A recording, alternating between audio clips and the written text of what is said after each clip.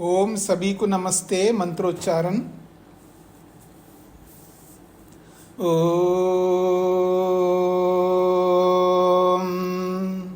सहना ववतु सहनौ भुनक्तु सह वीर्यं करवावहै तेजस्विनावधीतमस्तु मा विद्विषावहै।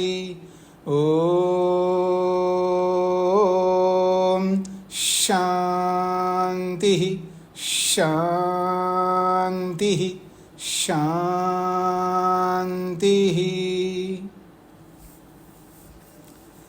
वेदांत दर्शन की कक्षा संख्या 28 है। प्रथम अध्याय का दूसरा पाद चल रहा है। दूसरे पाद के 13वां सूत्र चल रहा है। अंतरः उपपत्ते। ब्रह्म का नाम अंतरः भी है। अब इस अंतरः शब्द का दो विभाग है। कुछ ये मानते अंतरः का अर्थ भिन्न है, अलग है, और कुछ मानते हैं अंतरः शब्द का अर्थ अंदर। दोनों ही अर्थ कर सकते हैं, इसमें कोई आपत्ति नहीं आएगी। भिन्न है इसमें भी कोई गलत नहीं है कि ठीक है, परमात्मा जो है वाणी में रहता है, वाणी में रहते हुए वाणी से अलग है और वाणी उसको नहीं जानती है। अच्छी बात है। अब मैं इसी का अर्थ दूसरा बताता हूँ।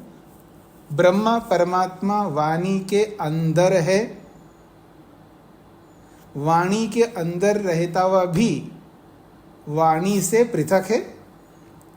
जैसे दुर्गंध में रहता है परमात्मा, दुर्गंध में रहता हुआ भी दुर्गंध से अलग है, और दुर्गंध उसको जानती नहीं है।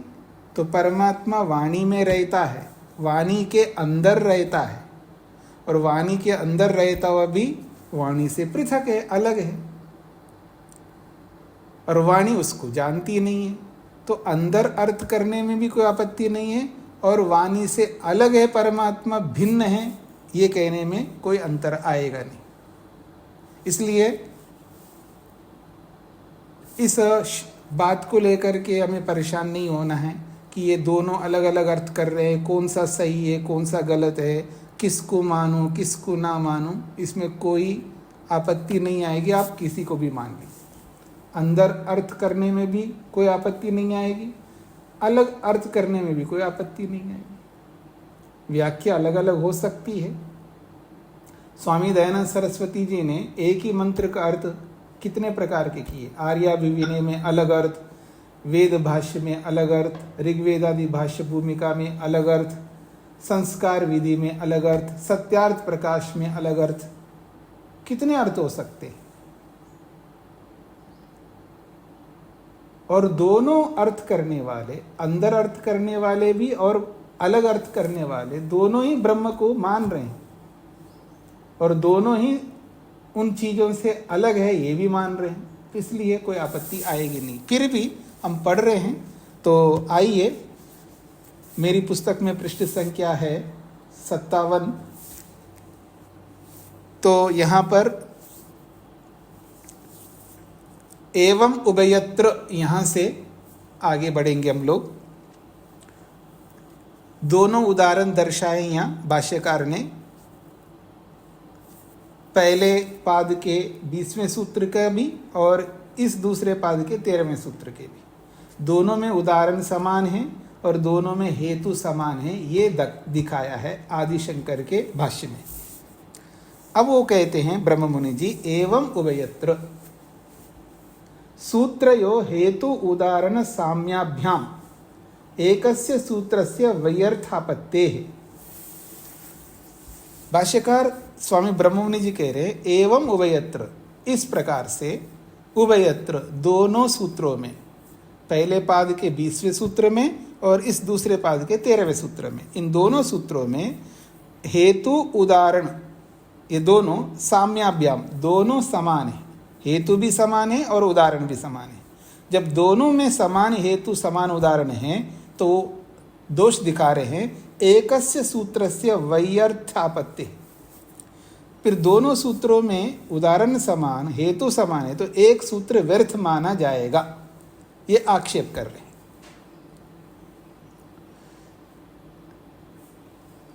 और दोनों सूत्रों में एक सूत्र व्यर्थ हो जाएगा तो व्यर्थ तो हो नहीं सकता, इसलिए कह रहे हैं अंतर उपपत्ति सूत्रस्य शांकर भाष्यम न सम्यक। अंतर उपपत्ति इस सूत्र का जो शांकर का भाष्य है, शंकराचार्य का भाष्य है, वो न सम्यक, वो उचित नहीं है, ये ब्रह्म मुनि जी कहना चाहते हैं। अच्छा, दोनों सूत्रों में एक जैसा उदाहरण एक जैसा हेतु है तो व्यर्थ क्यों होगा? अगर ठीक है, अभी ब्रह्म मुनि जी नहीं है, अगर मान लीजिए उनसे पूछे कि भाई व्यर्थ क्यों होगा, दोनों सूत्रों का समान अर्थ है, तो कहीं बार समान अर्थ को कहने के लिए भी प्रस्तुत किया जाता है, जैसे कि पीछे मैंने आपको बताया भी दिया था। समान उदाहरण और समान हेतु होने से व्यर्थ नहीं होगा। वो व्यर्थ इसलिए कहना चाहते हैं पृष्ठपेषण होगा, अर्थात कई हुई बात को दोबारा कथन करना उचित नहीं है, ऐसा नहीं होता है।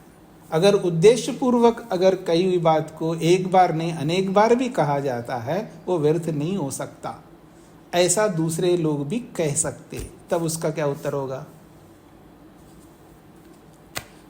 आगे बढ़ता हूं। अत्र सूत्रे यद उदाहरणम दत्तम यह एषो अक्षिणी पुरुषो दृश्यते। अत्र सूत्र का मतलब है इस 13वें सूत्र में जो उदाहरण दिया है आदि शंकराचार्य ने, क्या उदाहरण दिया? यह एषो अक्षिणी पुरुषो दृश्यते, ये जो आंख के अंदर जो पुरुष दिखाई देता है, ऐसा जो उदाहरण दिया है, तत् वह अंतस्तत् धर्मोपदेशात् इति सूत्र प्रसंगे ही उदाहरितव्यम। इस उदाहरण को पहले पाद के जो 20वां सूत्र है अंतस्तत् धर्मोपदेशात्, इस सूत्र के प्रसंग में ही उदाहरण देना चाहिए था। तत्र तस्य अंत शब्दस्य गुप्त रूपेण विद्यमानत्वात्। तत्र वहां पर तस्य, तस्य का मतलब है उस शब्द का, तस्य शब्दस्य उस शब्द का अर्थात अंत शब्द गुप्त रूपेण विद्यमानत्वात्, गुप्त रूप में वहां पर विद्यमान है। क्योंकि उस उदाहरण में यह एषो अक्षिणी पुरुषो दृश्यते, वहां अंत शब्द नहीं है इस उदाहरण में, लेकिन वो गुप्त रूप में साइलेंट के रूप में वहां पर विराजमान है, ये कहना चाहते हैं।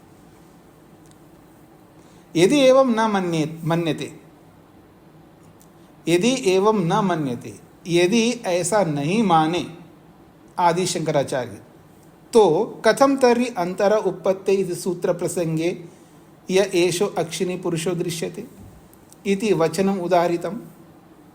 वो एक आक्षेप कर रहे हैं, अगर वहाँ गुप्त रूप से साइलेंट के रूप में नहीं मानते हो तो, यदि आप अगर नहीं मानते वहाँ पर, तो अंतर उपपत्ति इस सूत्र में, इस सूत्र के प्रसंग में यह एषो अक्षिणी पुरुषो दृश्यते ऐसा जो उदाहरण दिया है, ये वचन उदाहरण के रूप में दिया है।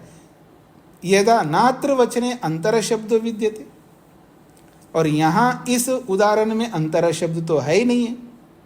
जब यहाँ नहीं है तो वहाँ पर भी नहीं है, तो अगर ऐसा है तो फिर ये उचित नहीं होगा।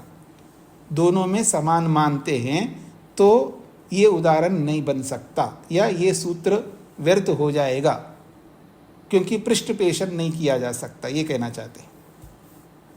अत्र अंतर उपपत्ति सूत्रे अंतर शब्दों भिन्नार्थको अस्ति। वास्तव में ये है, अत्र अंतर शब्द उपपत्ति जो सूत्र है, इस सूत्र में जो अंतर शब्द है, जो अर्थ आप अंदर में ऐसा कर रहे हैं, वास्तव में अंदर अर्थ ना हो करके इस शब्द का अर्थ भिन्न अर्थ को कहने वाला है। अर्थात अंतर शब्द भिन्न अर्थ को कहता है, अलग अलग अर्थ को कहता है, न तो मध्यमार्थ का, अंदर रहने वाला अर्थ नहीं करता है। ये भाष्यकार कहना चाहते हैं। शांकर भाष्य अपरो अयम अपि अनर्थो विहितो यत्।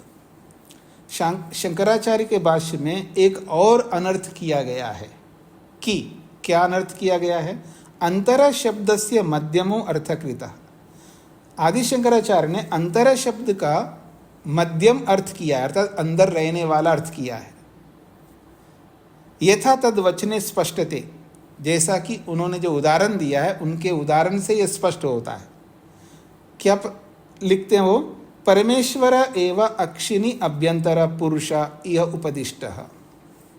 परमेश्वर जो है अर्थात ब्रह्म अक्षिणी अभ्यंतर आंख के अंदर जो है वो पुरुष है, ऐसा यह उपदिष्टा इस उदाहरण में उपदेश किया गया है,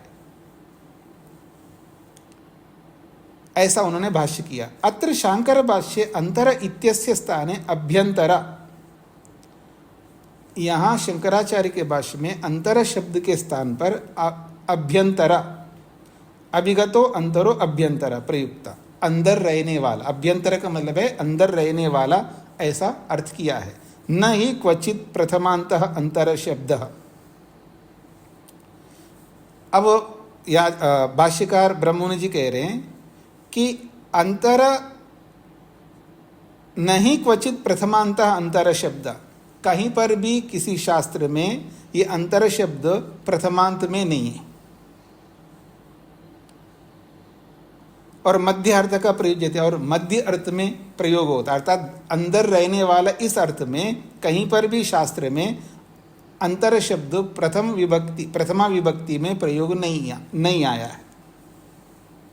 किंतु सप्तम्यंत एव, हाँ सप्तमी विभक्ति के रूप में तो अन्य शास्त्रों में आया है, जैसा कि अंतरे। अंतरे शब्दों मध्यमार्थो प्रयुक्तो भवति। अंतरे जब आता है, सप्तमी विभक्ति वाला जब आता है, तब वो मध्य में अंदर रहने वाला इस अर्थ में प्रयोग होता है।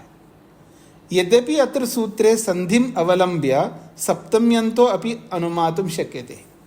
एक संभावना के तौर पर वो कहना चाहते हैं, मान लेते हैं थोड़ी देर के लिए, क्योंकि सूत्र को आप देखिएगा, अंतरा सूत्र के बाद में विसर्ग नहीं है, अंतरा उपपत्ति। अगर कोई कहे यहाँ अंतरा शब्द प्रथमांत नहीं है या विसर्ग नहीं है, वो सप्तमी विभक्ति वाला अंतरे ही है, संधि के कारण से वो एक को हटा दिया है। अगर ऐसा कोई मान भी ले, उसको कह रहे हैं यद्यपि अत्र सूत्रे, यदि इस सूत्र में संधिम अवलंब्य, संधि को मान करके सप्तम्यंतो अपि अनुमातुम शक्यते, इसको सप्तमी विभक्ति वाला भी मान सकते, अंतरा के स्थान में अंतरे मान सकते हैं, संधि के कारण से वो ए हट गया है, ऐसा अगर कोई कहे तो। परंतु सूत्रे तस्य सप्तम्यन्तस्य अयोग्यत्वात् न सो अत्र भवितुमर्हति। अगर कोई सप्तमी विभक्ति वाला मान करके चले तो कह रहे हैं कि इसका सप्तम्यंत का प्रयोग मानना सूत्र के अनुसार योग्य नहीं है, इसलिए वो सप्तम्यंत अर्थ यहाँ पर नहीं बन सकता, ऐसा वो कहना चाह रहे। नहीं सप्तम्यंतो अत्र परमात्मा विधायक संभवति। सप्तमी अर्थ अगर मान करके चले, ये परमात्मा को कहने वाला नहीं बन सकता। प्रथमांता एव ग्रहीतुम युज्यते, इसलिए प्रथम विभक्ति वाला ही यहाँ पर लेना चाहिए। अंतरः विसर्ग वाला, परमात्मा अत्र गृह्यते, यहाँ अंतरः ये जो है परमात्मा के लिए ही यहाँ पर ग्रहण हो सकता है। उपपत्ते हेतु इति सूत्रार्थ न्यास संपद्यते, तभी उपपत्ति रूपी जो हेतु दिया है ना, उपपत्ति ऐसा जो हेतु दिया है, वो हेतु यहाँ सूत्रार्थ के अनुसार संभव हो सकता है। तस्माद अत्र सूत्र प्रसंगे यह शांकर भाष्यम तन्न युक्तम, इसलिए यहाँ सूत्र के प्रसंग में शंकराचार्य ने जैसा अर्थ किया है वो उचित नहीं है, ऐसा ये कहना चाहते हैं। हाँ जी, सबको समझ में आ गए जी क्या कहना चाहते हैं? जिनको समझ में नहीं आया वो पूछ सकते हैं। सूत्रार्थ आप लिखिएगा।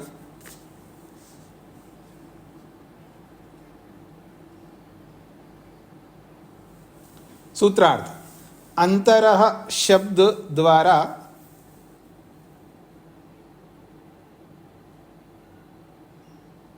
अंतरा शब्द द्वारा, अंतरा शब्द द्वारा निर्दिष्ट प्रसंगों में,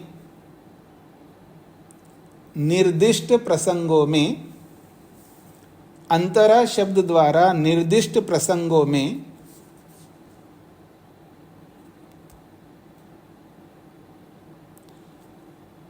निर्दिष्ट प्रसंगों में अंतरा शब्द ब्रह्म को कहने वाला है। अंतरा शब्द ब्रह्म को कहने वाला है। अंतरा शब्द ब्रह्म को कहने वाला है।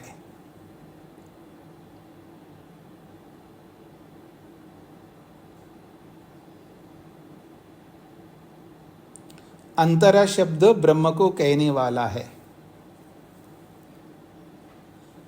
क्योंकि वह प्रसंग, क्योंकि वह प्रसंग, क्योंकि वह प्रसंग ब्रह्म के वर्णन में ही सिद्ध होता है। क्योंकि वह प्रसंग ब्रह्म के वर्णन में ही सिद्ध होता है। क्योंकि वह प्रसंग ब्रह्म के वर्णन में ही सिद्ध होता है।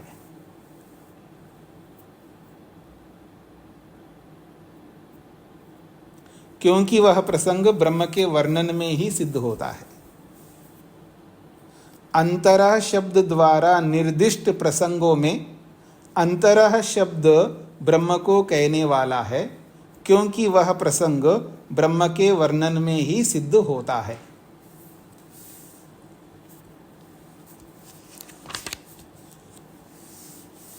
हाँ जी, आगे बढ़ूं मैं। अगला सूत्र है 14। स्थानादि व्यपदेशाच्च, स्थानादि व्यपदेशाच्च, स्थानादि व्यपदेशात च, च का अर्थ है और। अथ च अयम अन्यो अपि हेतु, अच्छा और एक भिन्न हेतु कारण भी आपको बताते हैं। तस्य अंतर शब्दस्य, उस अंतर शब्द का परमात्मा अभिधेयत्व, अंतर शब्द का अभिधेय नाम परमात्मा को कहने के विषय में। परमात्मा अभिधेयत्व मतलब परमात्मा को कहने में, अंतर शब्द जो है परमात्मा को कहने में एक और भी हेतु है, ये इसका तात्पर्य है। अब इस तरह अन्वय भी कह सकते हैं, तस्य अंतर शब्दस्य, उस अंतर शब्द को परमात्मा अभिधेयत्व, परमात्मा को कहने में, अयम अन्यो अपि हेतु, एक दूसरा भी हेतु है। क्या है वो हेतु? स्थानादि व्यपदेशा, शरीरांगेभ्यो अपि भिन्नेषु पृथ्वी स्थानादिषु सह वर्तमान संतेभ्यो अंतरो भिन्नो व्यपदिश्यते। क्या है वो हेतु दूसरा? तो कहते हैं शरीर अंगेभ्यो अपि, जो शरीर के अंगों में रहता हुआ शरीर के अंग उसको नहीं जानते हैं और वो शरीर के अंगों से अलग है और वो परमात्मा है, ऐसा जो पीछे वर्णन किया है, उन स्थानों से भिन्न स्थानों में भी वर्णन किया गया। शरीर अंगेभ्यो अपि भिन्नेषु, शरीर के अंगों से भिन्न पदार्थों में भी, जैसे कि पृथ्वी स्थानादिषु, पृथ्वी आदि स्थानों में, सवर्तमान सन, वह ब्रह्म विद्यमान होता हुआ, तेभ्यो अंतरः अर्थात भिन्न व्यपदिश्यते, उनमें रहता हुआ भी उनसे भिन्न अलग है, ऐसा व्यपदिश्यते वर्णन किया गया है। तद यथा, जैसा कि आप उदाहरण दे रहे हैं, यह पृथिव्याम तिष्ठन् पृथिव्या अंतरो यम पृथ्वी न वेद यस्य पृथ्वी शरीरम। एक वाक्य को समझ लीजिएगा, बाकी सब एक जैसे हैं। यह जो परमात्मा ब्रह्म पृथिव्याम तिष्ठन्, पृथ्वी के अंदर रहता हुआ, पृथिव्या अंतर, पृथ्वी से अलग है, पृथिव्याः अंतर, पृथ्वी से वो अलग है। यम पृथ्वी न वेद, और उस ब्रह्म को पृथ्वी बिल्कुल नहीं जानती है। यस्य पृथ्वी शरीरम, और जिसके लिए पृथ्वी स्वयं शरीर बना हुआ है। तो एक उदाहरण आपको स्पष्ट हो जाएगा, तो सब एक जैसे। यो अप्सु तिष्ठन अद्भ्यो अंतरः, यो अप्सु तिष्ठन जो पानी में रहता हुआ, अद्भ्य अंतरा पानी से बिल्कुल अलग है, जिसको पानी जानती नहीं है और जिसके लिए पानी शरीर बना हुआ है, ऐसा इसका तात्पर्य है। आगे सारा नहीं लिखा है, डॉट डॉट डॉट लगा करके संकेत किया है। तीसरी बात, यो अग्नोतिष्ठन अग्नि अंतरः, जो अग्नि में रहता हुआ अग्नि से अलग है, अग्नि जिसको जानती नहीं है और अग्नि जिसके लिए शरीर बना हुआ है।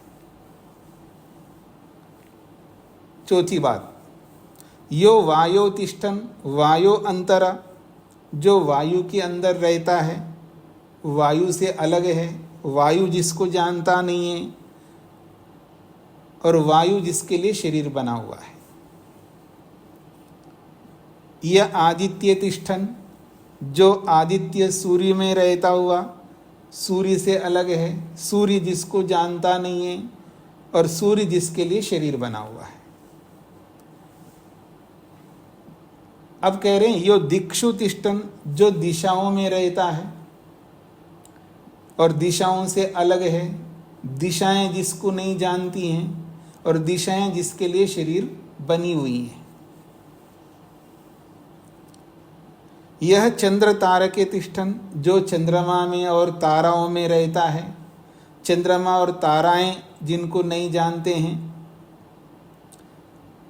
जो चंद्रमा और ताराओं से बिल्कुल अलग है, जो चंद्रमा और तारा जो हैं ये सब जिसके लिए शरीर बने हुए हैं।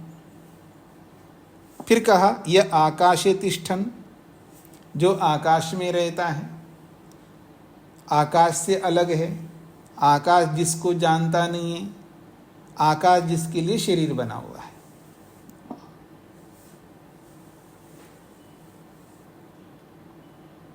आप में से कोई माइक को बंद करके नहीं रखा,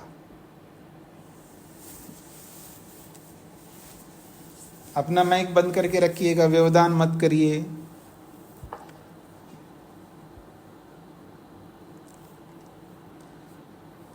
अब कह रहे हैं यह तमसी तिष्ठन, तमसी जो अंधकार में रहता है, अंधकार से अलग है, अंधकार जिसको जानता नहीं है, अंधकार जिसके लिए शरीर बना हुआ है।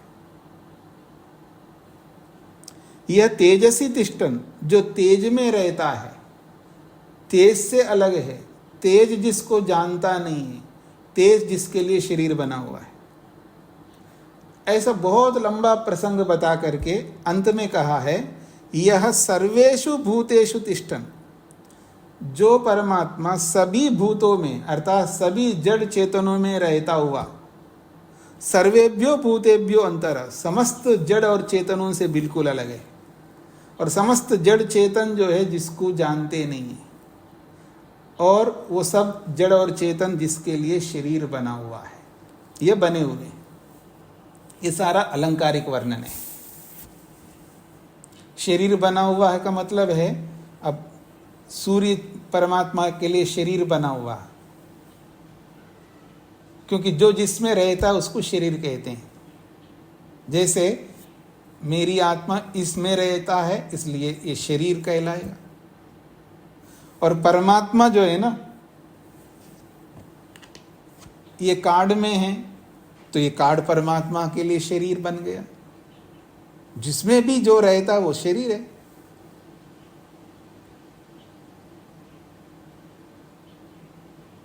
इसमें कोई आपत्ति तो नहीं आ रही है आपको? अब ये कार्ड कैसे शरीर है? नियम ऐसा है, परमात्मा इसमें है तो ये शरीर है उसके लिए। बस ये अलग बात है, ये शरीर है तो ये शरीर अलंकारिक रूप में, शरीर तो इसको कहते हैं ना हम लोग, ये रूढ़ी अर्थ है, इसके लिए इसको हम शरीर कहते हैं, रूढ़ी अर्थ है। जैसे ब्रह्मांड भी शरीर है परमात्मा के लिए। जब ब्रह्मांड शरीर है तो ये शरीर क्यों नहीं हो सकता? क्या ये ब्रह्मांड नहीं है क्या? आप में से कोई बताएंगे ये ब्रह्मांड नहीं है, ऐसा आप कोई बता सकते हैं? ये ब्रह्मांड नहीं, ये कार्ड, कार्ड का मतलब इसमें कुछ लिखा हुआ है जी, प्लास्टिक कार्ड है, इसमें वेद मंत्र लिखा हुआ है, अथर्ववेद मंत्र, पुस्तक में रखने के लिए काम आता है। अच्छा, तो ये कार्ड ब्रह्मांड है या नहीं? नहीं है ऐसा कौन बता सकते आप में से? इतना साहस है आप में से किसी को? अगर आपके मन में आए तो उसका उत्तर भी मैं दे देता हूं। एप्पल का, सेब का या केले का या किसी भी फ्रूट का उसका एक टुकड़ा निकालिएगा, वो टुकड़ा अगर आम का टुकड़ा है तो वो आम ही है, सेब का टुकड़ा है तो सेब है, केले का टुकड़ा है तो केला है। अब ये ब्रह्मांड का ही तो टुकड़ा है, इसलिए ब्रह्मांड है, इसमें क्या समस्या आ रही है? इसलिए आपके प्रश्न का जो आपके मन में कई बार लोग डरते हैं, पूछते नहीं, लेकिन अंदर परेशान होते रहते हैं। तो जो जिसमें रहता, यानी परमात्मा जिसमें भी रहता, वो शरीर है परमात्मा के लिए। ये नियम है, ये शास्त्र का नियम है, ये मेरा नियम नहीं है। तो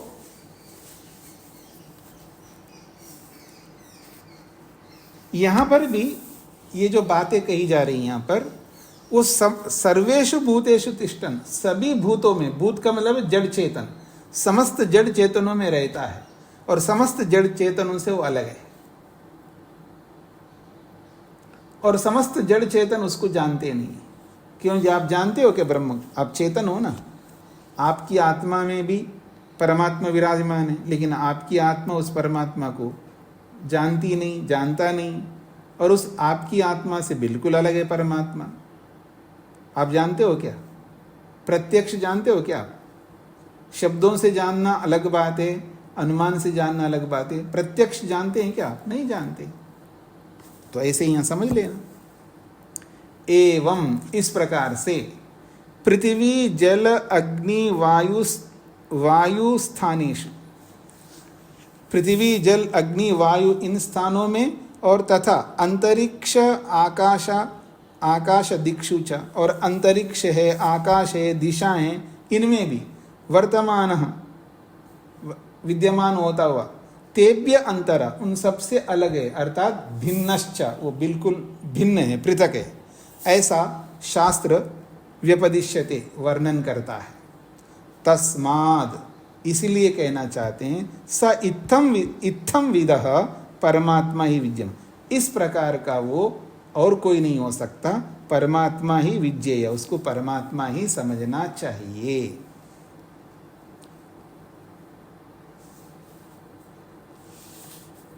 सूत्रार्थ लिखिएगा। नेत्र आदि शरीर के अंगों से अलग, नेत्र आदि शरीर के अंगों से अलग,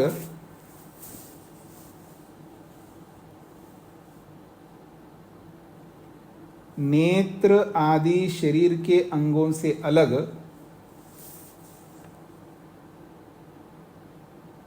नेत्र आदि शरीर के अंगों से अलग पृथ्वी आदि स्थानों का कथन होने से, पृथ्वी आदि स्थानों का कथन होने से,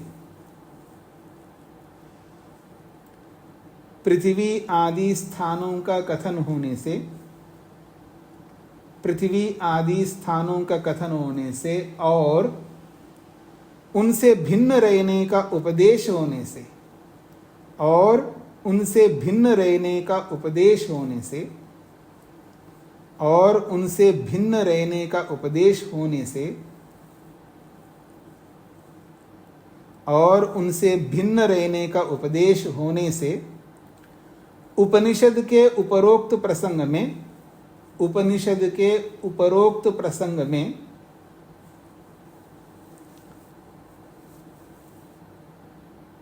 उपनिषद के उपरोक्त प्रसंग में,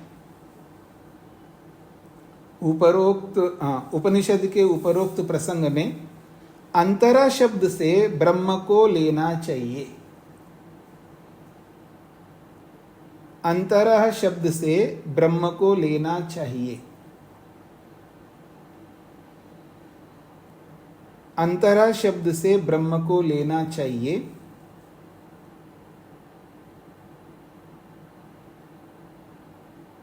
अंतरा शब्द से ब्रह्म को लेना चाहिए और वह भिन्न अर्थ वाला है। और वह भिन्न अर्थ वाला है। और वह भिन्न अर्थ वाला है।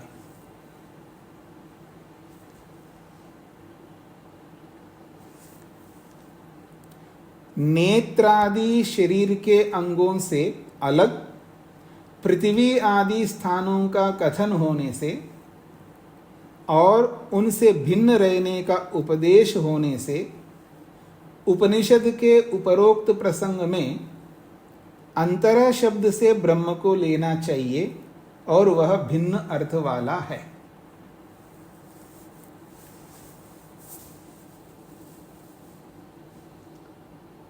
हाँ जी, आगे बढ़ रहा हूं जी मैं। सूत्र संख्या 15।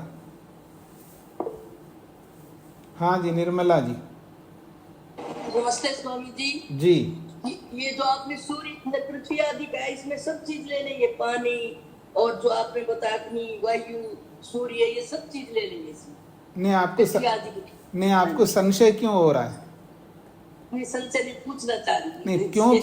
नहीं, क्यों पूछने के पीछे भी तो कोई कारण होगा ना। मतलब आपको संशय हो रहा है तभी तो पूछ रहे होंगे ना। तो संशय हो रहा था। तो संशय तो आपने सूत्र का भाष्य जब मैंने पढ़ा है तो आप सुना नहीं आपने? जब सुना है सूत्र के अंदर पृथ्वी जल सूर्य चंद्र तारे सब आ गए हैं ना, तो फिर ये पूछने का तो प्रश्न ही नहीं बनेगा ना। नरेश जी को क्या कहना है?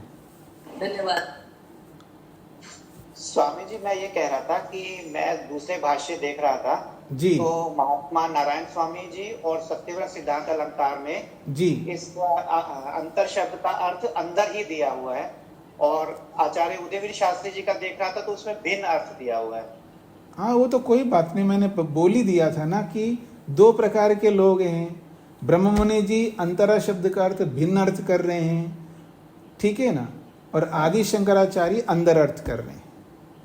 तो और भी कोई और विद्वान होंगे, वो कोई भिन्न अर्थ करता है, कोई अंदर अर्थ करता है। तो कोई भी अर्थ कर रहे हो, दोनों में कोई अंतर आने का नहीं है, क्योंकि सभी लोग ऐसा ही अर्थ करेंगे कि वो उसके अंदर रहता हुआ उस जब अंतरा शब्द का अर्थ भिन्न करेंगे तो अध्यार नहीं करना पड़ता है, अर्थात अपनी ओर से जोड़ना नहीं पड़ता। और जब अंदर रहता है, जब ऐसा अर्थ करेंगे तो अपनी ओर से ये जोड़ना पड़ता है, वो अलग है, उसके अंदर रहता हुआ वो भिन्न है, अलग है, बस ये अध्यार करना पड़ता है। तो कोई दिक्कत नहीं है।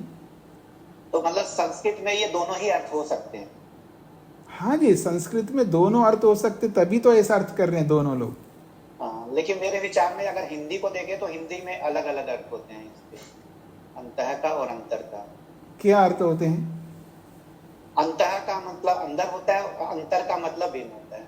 नहीं, हिंदी में देखें तो हिंदी में हमको नहीं देखना है ना, हम तो संस्कृत पढ़ रहे हैं ना। संस्कृत में तो दोनों का एक अर्थ भी देखा जाता है और अलग अलग अर्थ भी देखा जाता है जी, कोई दिक्कत नहीं है। मतलब दोनों अर्थ होंगे। मैं मतलब दूसरे भाष्यकार लोग भी, उदयवीर शास्त्री जी हो, चाहे स्वामी ब्रह्ममुनि जी हो, आचार्य शंकर हो, या और कोई भी हो, दोनों ही अर्थ सही है और दोनों के अर्थ के अनुसार ही चलेंगे तो किसी कोई समस्या नहीं आएगी। बस केवल पूर्वाग्रह नहीं हो, मतलब किसी मूल बात को लेकर के अगर कोई मतभेद हो तो उसमें विचार कर सकते हैं। ये कोई मूल अर्थ नहीं है, ये तो केवल अलग अर्थ एक कर रहा है और एक व्यक्ति भिन्न अर्थ कर रहा है। क्या अंतर आएगा? कोई अंतर आने वाला नहीं जी। धन्यवाद जी। नीरज जी को क्या पूछना है? माइक आवाज बढ़ाइए।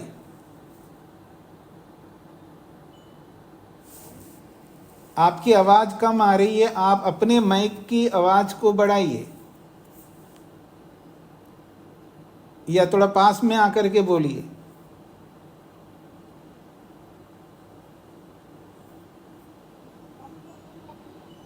नहीं आ रही आवाज। वो जो माइक का आइकन है ना, उस पर क्लिक करेंगे ना, उसका आवाज कम हो गया होगा, उसको 100% कर दीजिएगा।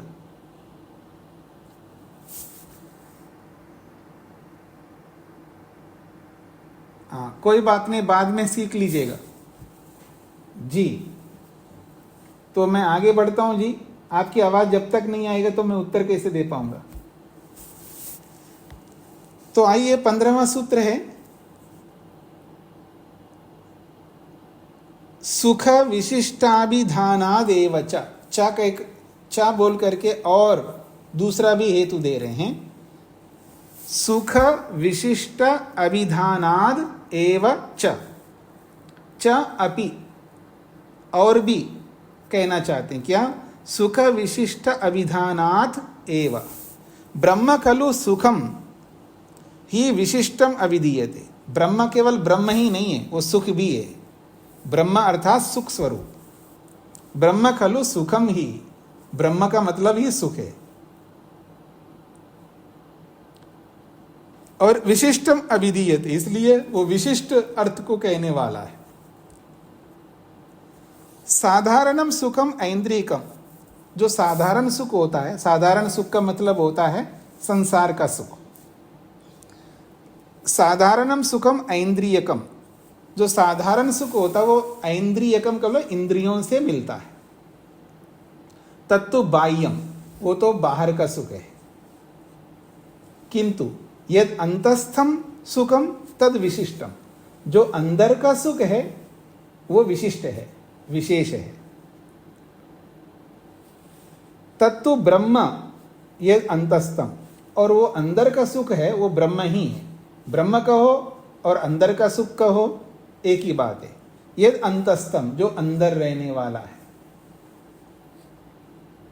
जो अंदर रहता है उसको हमको निकालना पड़ता है। जो बाहर है वो तो अपने आप मिल ही जाएगा, लेकिन जो अंदर रहने वाला सुख है उसको हमें निकालना पड़ता है योगाभ्यास के माध्यम से। इसलिए यद अंतस्थम, जो अंदर वाला सुख है वो ब्रह्म का होता है। न च ततः किमपि अन्यद अंतस्थम विद्यते, और जो अंदर रहने वाला सुख है उसके अंदर और कोई नहीं रहता। यह विशेष बात कही इन्होंने, भाष्यकार ने। कहते हैं न च ततः किमपि अन्यद, वो जो अंदर रहने वाला सुख है, तथा का मतलब है उस अंदर रहने वाले सुख से, किमपि अन्यद, कोई और अलग, अंतस्तम, अंदर रहने वाला, न विद्यते, नहीं है। मतलब उसके अंदर भी कुछ रहता हो ऐसा कोई नहीं, वही अंदर है, उसके अंदर और कोई नहीं रहता, और वही सुख है, वही ब्रह्म है। तद यद अंतस्थम सद ब्रह्म, ये तद यद अंतस्थम सद ब्रह्म, वह यह अंदर रहता हुआ वो ब्रह्म कहलाता है। सुख विशिष्टम अभिहितम, और उसको सुख विशेष के रूप में शास्त्रकारों ने बोला है। तदुच्यते, उसको हम प्रमाण के रूप में प्रस्तुत करते हैं। प्राणो ब्रह्म कम ब्रह्म खम ब्रह्म इति स उवाच विजानामि अहम यत् प्राणो ब्रह्म कम च तु खम च न विजानामि इति। ये छांदोग्य उपनिषद का प्रसंग है जी, बड़ा रोचक प्रसंग है। छांदोग्य उपनिषद में जाबाल ऋषि के आश्रम में बहुत सारे विद्यार्थी पढ़ते हैं, और उन विद्यार्थियों में एक विद्यार्थी ने अपने आचार्य से प्रश्न किया, आचार्य ने उत्तर दिया, वो प्रसंग है यहां पर। तो आचार्य ने, वहां आचार्य अग्नि, तीन अग्नियां हैं, तीन अग्नियों, अग्नि रूपी जो आचार्य है, उन्होंने ब्रह्मचारी को उपदेश किया है। प्राणो ब्रह्म, ये जो प्राण है, जो अंदर रहने वाला है वो प्राण है, वो ब्रह्म है। और जो कम है वो भी ब्रह्म है, और जो खम है वो भी ब्रह्म है। तीन चीजें यहां पर बताई गई, एक है प्राण, एक है कम, और एक है खम। तो प्राण ब्रह्म कहलाता है, और कम भी ब्रह्म है, और खम भी ब्रह्म है। इति स उवाच, जब यह उपदेश किया है तो स उवाच, उस ब्रह्मचारी ने बोला अपने अग्नि रूपी आचार्यों से, विजानामि अहम यत् प्राणो ब्रह्म, विजानामि अहम, अहम विजानामि, मैं ये तो जानता हूँ, यद प्राणो ब्रह्म, प्राण ब्रह्म होता है ऐसा मैं तो जानता हूँ, लेकिन कम च तु खम च न विजानामि, पर कम को नहीं जानता हूँ और खम को भी नहीं जानता हूँ। आप कह रहे हो कम भी ब्रह्म है और खम भी ब्रह्म है, ये मैं नहीं जानता। प्राण ब्रह्म है ये बात तो मैं जानता हूँ, लेकिन कम ब्रह्म है और खम भी ब्रह्म है ये मैं नहीं जानता हूँ, ऐसा ब्रह्मचारी ने उत्तर दिया है। ते ह ऊचु, फिर उन अग्नियों ने ब्रह्मचारी से कहा, यद वावकम तदेवकम यदेवकम तदेवकम इति। तेह ऊचु, उन अग्नियों ने बोला है। अलंकारिक वर्ण ने, अग्नि तो अग्नि जड़ वस्तु होती वो तो नहीं बोल सकती है, पर अग्नि के स्थान पर जो आचार्य होता है उसको यहाँ पर अग्नि कहा। तो एक आचार्य ना होकर के तीन आचार्य हैं, तीन आचार्य अग्नि रूपी तीन आचार्यों ने तेह ऊंचा, उन तीन अग्नि रूपी आचार्यों ने ऊंचू कहा उस ब्रह्मचारी से, यद वाव कम, जिसको कम कहते हैं, तदेव खम, उसी को खम कहते हैं। जिसको कम शब्द से बोला जाता है उसी को खम शब्द से बोला जाता है। यदेव खम तदेव कम इति, और जो खम है वही कम है। अब कम कहो या खम कहो एक ही बात है, दोनों अलग अलग नहीं है, ये इसका तात्पर्य है। तो ये जो उपदेश दिया है, ये उपदेश इसलिए दिया है क्योंकि कम सुख को कहते हैं, कम जो है सुख को कहते हैं, और जब कम सुख को कहते हैं तो खम भी सुख को कहेंगे, क्योंकि जो कम है वही खम है और जो खम है वही कम है। इसलिए सुख को ही कम कहते हैं, सुख को ही खम कहते हैं, और उस सुख को ही ब्रह्म कहते हैं। अब पता नहीं आपको क्या समझ में आया है। सुख ब्रह्म है, सुख क्या है? ब्रह्म है। किनको समझ में नहीं आया वो हाथ खड़ा करें।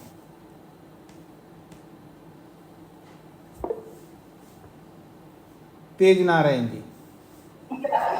जी स्वामी जी। हाँ जी। जब तीनों एक हैं तो ये अलग अलग क्यों कहा गया? कि पहले बताया कि तीन है, प्राण ब्रह्म है, कम कम कम ब्रह्म है, खम ब्रह्म है, पहले तीन का उल्लेख किया, तो तीनों एक हैं। मतलब आपका प्रश्न है कि जब एक ही है तो अलग अलग क्यों कहा? तो क्यों नहीं कह सकते? किसी जगह प्राण शब्द से ब्रह्म को बोला जाएगा, किसी जगह पर कम शब्द को ब्रह्म के रूप में बोला जाएगा, किसी जगह पर खम शब्द को ब्रह्म के रूप में बोला जाता है। वेद पढ़िएगा, ओम खम ब्रह्मा, कहीं खम शब्द से ब्रह्म को बोला है, कहीं प्राण शब्द से बोला है, और कहीं कम शब्द से कस्मै देवाय अविशावी धेमवा, कम शब्द को लेकर के बोला है। तो अलग अलग जगह पर उनके नाम अलग अलग बोला है, उन्होंने इकट्ठा उनको बोल दिया कि कम ब्रह्म होता है, प्राण ब्रह्म होता है और खम ब्रह्म होता है। उपदेश कर रहे हैं यहाँ पर। जी धन्यवाद आचार्य। मेरा प्रश्न वहीं का वहीं है कि क्या सुख ब्रह्म होता है? जिनको नहीं समझ में आया वो पूछेंगे, क्या सुख ब्रह्म होता है या नहीं होता है? जिनको नहीं समझ में आया वो पूछेंगे, और नहीं पूछेंगे तो मैं बोलूंगा आपसे, मैं पूछूंगा फिर आपको बताना पड़ेगा। अब बोल नहीं रहे तो तेज नारायण जी बताइए, सुख ब्रह्म कैसे होगा? जी स्वामी। हाँ जी। जैसे अग्नि और उसका ताप दोनों अलग नहीं है जी। धर्म और धर्मी एक ही से होते हैं। जी बिल्कुल सही उत्तर दिया है। ईश्वर का सुख, ब्रह्म का सुख, तो ब्रह्म और सुख अलग थोड़े हैं। ब्रह्म ही सुख है, सुख ही ब्रह्म है, इसलिए सुख ब्रह्म होता है। उत्तर समझ में आ गया जी सबको? अब मैं आगे बढ़ता हूं।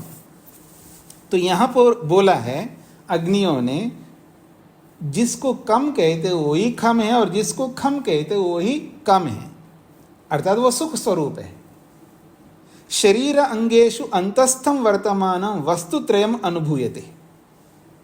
शरीरांगेषु अंतस्थम, शरीर के अंगों के अंदर रहने वाला, शरीरांगेषु अंतस्थम वर्तमानम वस्तुत्रयम्, शरीर के अंगों के अंदर रहने वाले तीन वस्तुओं को अनुभूयते, वो अनुभव करता है। प्रथमम तो प्राणो, पहली वस्तु क्या है? प्रथमम तो प्राणो, पहली वस्तु प्राण है।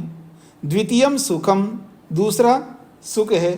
तृतीयम च आकाश, और तीसरा आकाश है।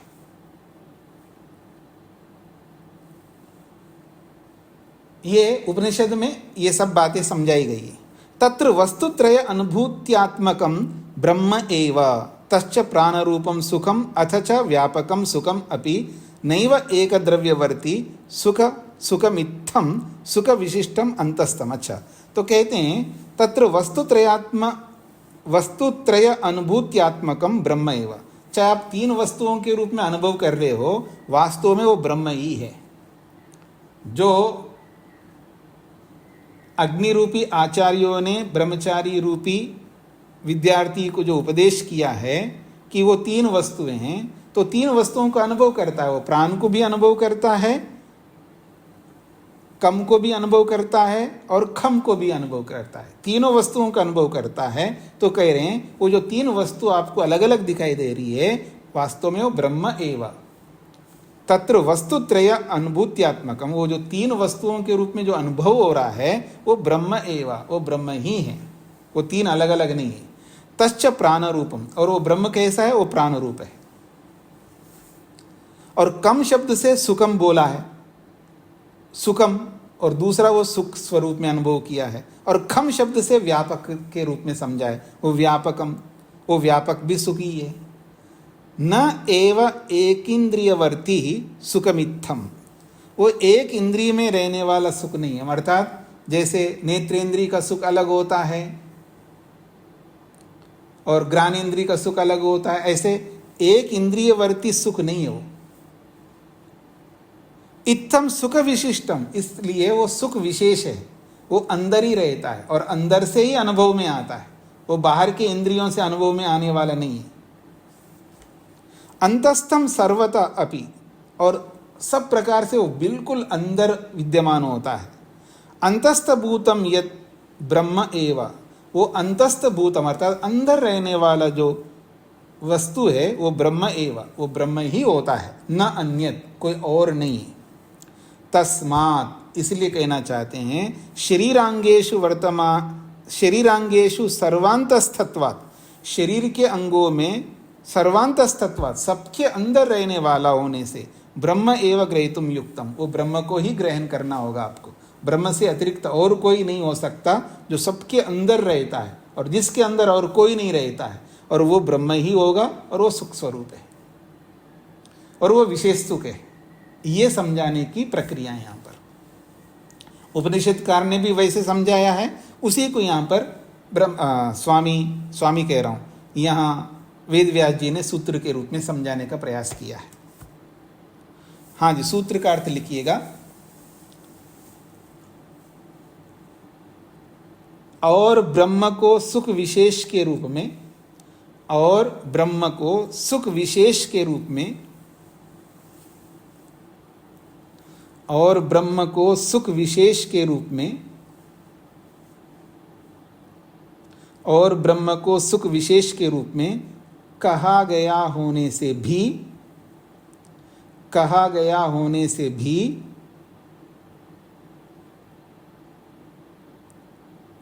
कहा गया होने से भी पता लगता है कि, कहा गया होने से भी पता लगता है कि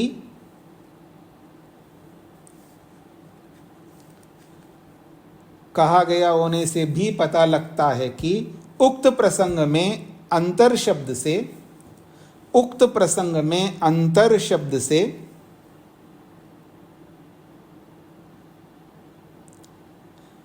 उक्त प्रसंग में अंतर शब्द से ब्रह्म को ही कहा जा रहा है, यह ब्रह्म को ही कहा गया है।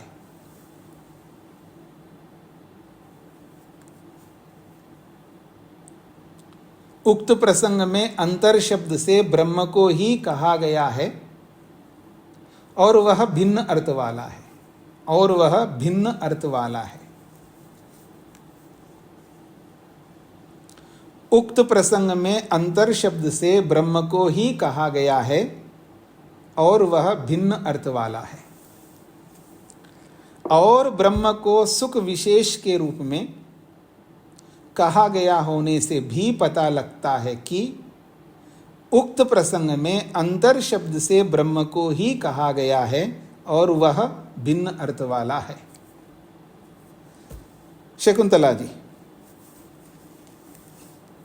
हाँ जी, नमस्ते स्वामी जी। जी। इसका ये जो दो शब्द आए हैं, होवाच और होचुर्यद्वाद, तो इनका संधि विच्छेद कैसे होगा? पहला कौन सा शब्द बोला है आपने? होवाच। कहाँ पर लिखा है?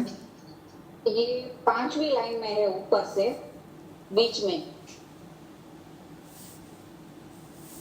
ब्रह्म किम ब्रह्म खम ब्रह्मेति स होवाच।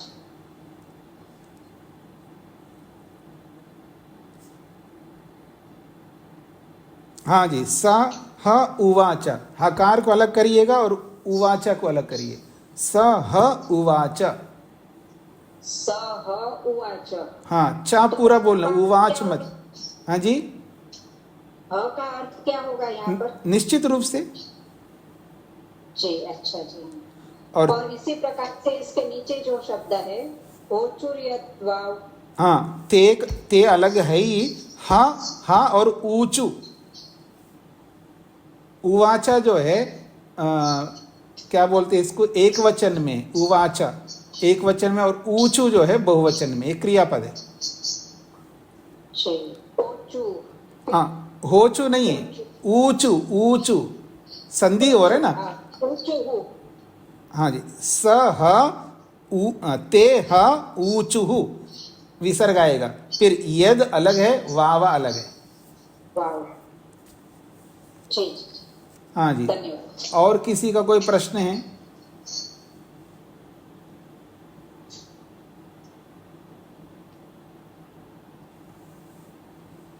हाँ जी, किसी को कोई पूछना हो तो पूछ सकते हैं, अभी पाठ नहीं हो पाएगा।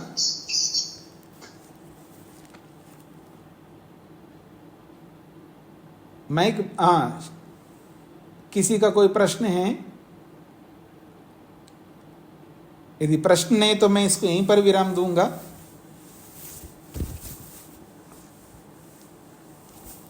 आप आवृत्ति करते हैं, इसको दोहराते हैं पीछे का।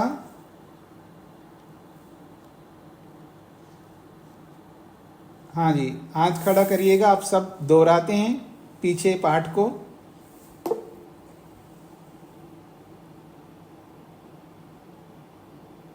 स्वामी बीच बीच में दोहरा लेते हैं, कभी रेगुलर नहीं होते। मतलब बीच बीच में खाते हैं आप, रेगुलर नहीं खाते हैं क्या? ऐसा मत करिएगा, रोज दोहराइएगा ना। अब जब अब आपको कायदे से यहाँ आकर के विद्यार्थी के रूप में पढ़ना चाहिए। आपको छूट मिल गई वहाँ रहते हुए, फिर भी आप आवृत्ति नहीं कर रहे हैं। आवृत्ति तो करनी चाहिए ना, दोहराना ही चाहिए व्यक्ति को।